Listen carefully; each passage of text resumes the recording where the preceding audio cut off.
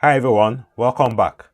In this lesson, I'm going to show you how to use a function called keep filters. Keep filters on Power BI. So for example, let's quickly look at something.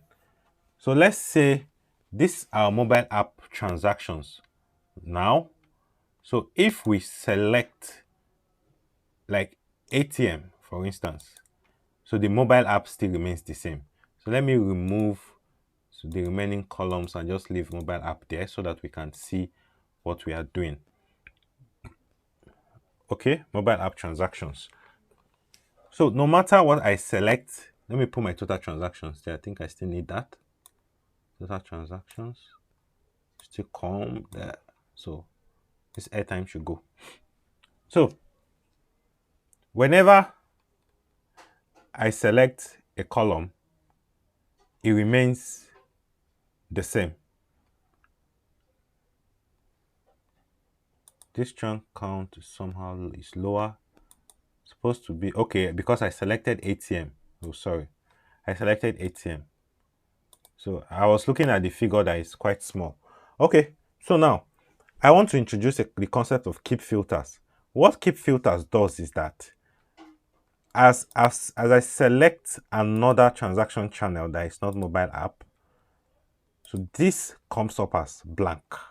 So which also makes sense because this is actually a POS transactions. It's a POS transaction. I should not be seeing mobile app here. So that is what keep filters help us to do. So let's try it out and see. Let's go to that measure, mobile app transaction. So all we just need to do is in each filter, we just add keep filters. So just as simple as that. So say keep filters. This is the expression.